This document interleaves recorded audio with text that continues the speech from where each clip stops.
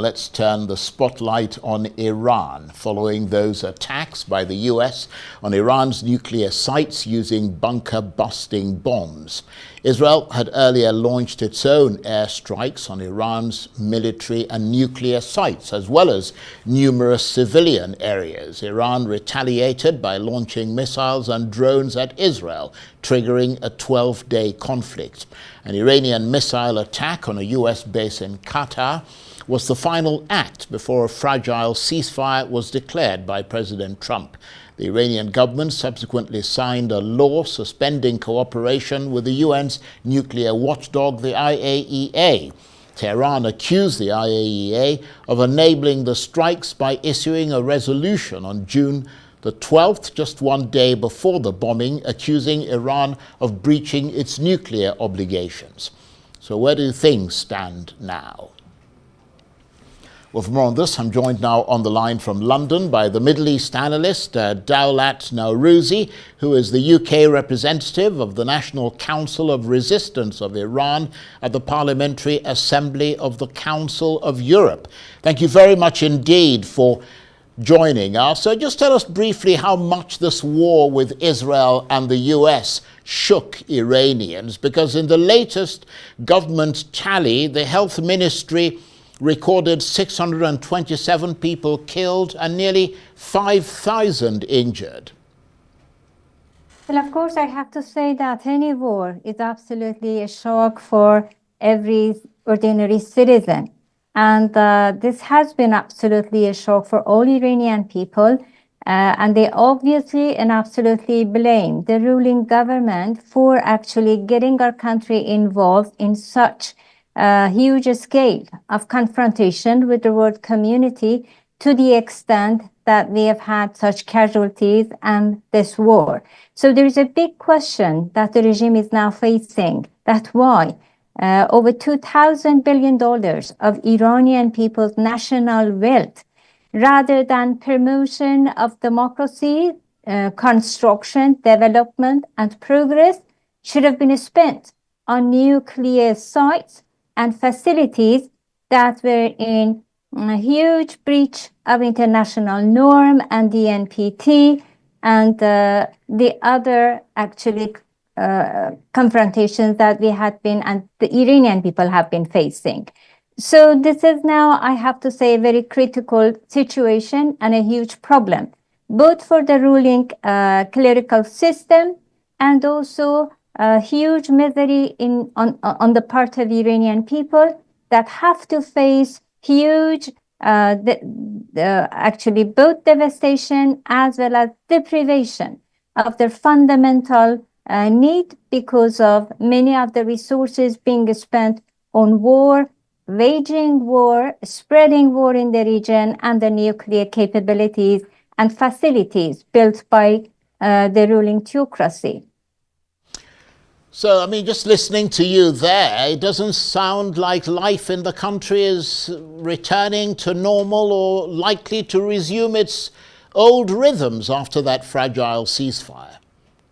Absolutely. I have to say, a day after, there was a wave of arbitrary arrests of whether the political activists, human rights activists, women activists, and from all different sectors of Iranian society. Last year, at least over 4,000 scattered protests, strikes, and demonstrations occurred in Iran by the nurses, teachers, drivers, workers, pensioners, retirees, because of terrible social economic crisis that people had to face because of spending all their assets and money on war, and particularly by the ruling clergies in financial and military support for proxy forces and groups in the region, as well as the nuclear capabilities and production of long-range missiles and all sorts of mass destructive weapons, which is totally in contrast with the Iranian people's national interest. It is unpatriotic.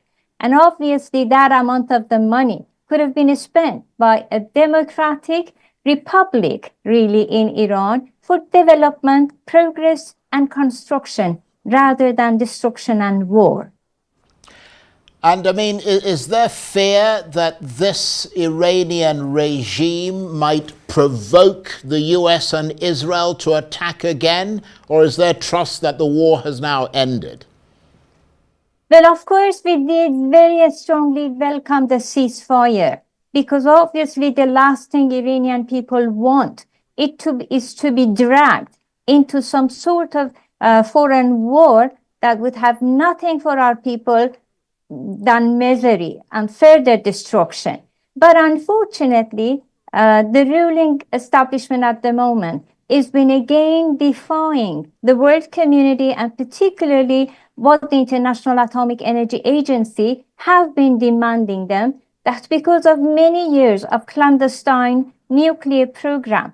They had to be transparent and they had to comply with the NPT as well as with the additional protocol because of many years of secret nuclear program being developed by the ruling regime. So it is essential for them to go along with the international community's demand. Otherwise, it is very obvious that if they continue defiance, there is a huge threat that there may be a repeat of another military attack. So what the Iranian people demand and have said, especially the Iranian opposition, is that the solution in dealing with the current regime, that its DNA is based on domestic repression, some over 120,000 executions during the past 4 decades, and also in their foreign policy based on export of terrorism and war. So in order to deal with this regime, the option is not any appeasement. It is not war. It has proven this recent war that it only makes things worse and complicated. The only true option is to side with the Iranian people's major demand, that is really to bring a democratic change, a democratic republic with a separation of religion from the state, with gender equality and non-nuclear Iran, as well as abolishment of the death penalty. This is what the Iranian nation wants. We want coexistence with our neighbors and the world community. And they want to see, especially their young generation, having the hope and opportunity for building up a much better advanced society that could contribute to the world community. As far as the ruling establishment is in power, that can never happen. They have done step by step. Things have been getting worse in terms of social, political, and economic circumstances in Iran. So we see that the only solution is the third option presented by our president-elect, Mrs. Mariam Rajavi, in this recent meeting at the European Parliament. She loudly requested the world community to come along in order to recognize the Iranian people's legitimate right to have their own destination and to be able to determine their own plight. And the world community politically supporting it. Right. And that is the change of the regime. Now, earlier you mentioned something about the nuclear facilities. I mean, does anyone know yet the extent of the damage to Iran's nuclear facilities following those attacks by the US and Israel?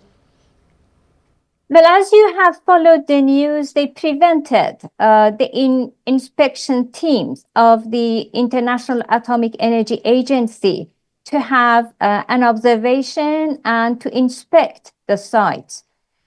So at the moment, there is really not a reliable third source that could tell us to what extent the damage has been and what is the status. But what I can tell you is that our opposition movement during the past 34 years as the main credible source in over 134 press conferences has exposed secret nuclear site of the regime. And so we know there are other sites as well.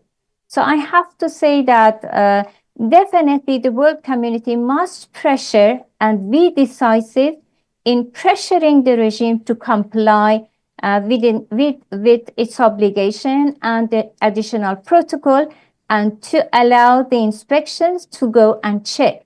They need to give up all the nuclear arsenal. Our country and people don't need it. They have spent over $2,000 billion, some $2 trillion they have spent in the past 34 years in building these facilities for no use, and all of it gone in a matter of few days of the bombing, just went up with the smoke. So the Iranian people do have the right to question this regime and to pressure the regime to stop it. And already the protest and the strikes and the people's discontent has been rising.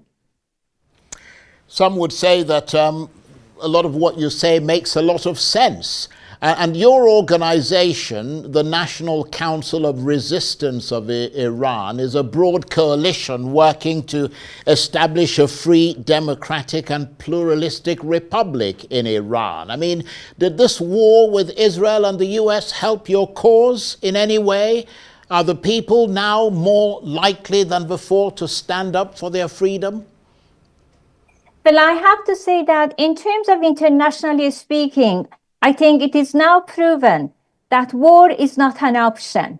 And we are very much hoping and one major step closer to what is our belief and the major solution, a viable solution to resolve all the crises in Iran and hopefully the region. And that is the third option, which is change of this regime by the Iranian people and its organized opposition movement.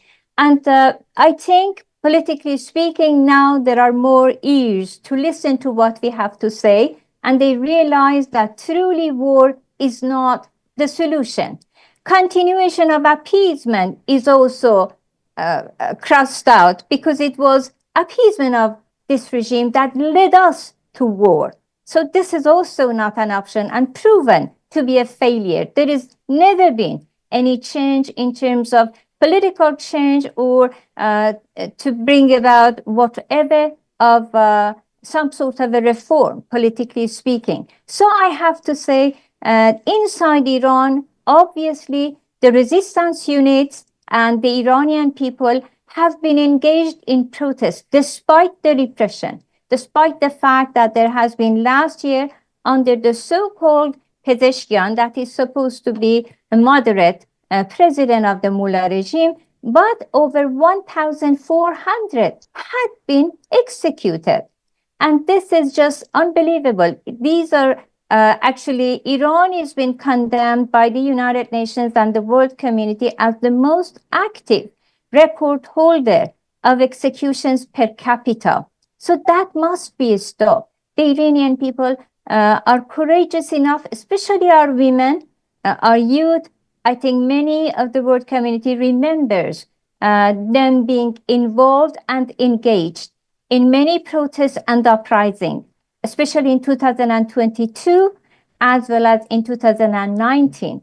In each one of these demonstrations, hundreds and at least 1,500 in 2019 were executed and murdered. In the daylight, they were actually massacred. But yet the Iranian nation is very determined for the change of this regime. And I think if the world community helps to understand their cries for freedom and democracy and support it politically, I have no doubt that sooner rather than later, we would see a major change. We want a democratic republic with a separation of religion from the state based on true, free, and fair election.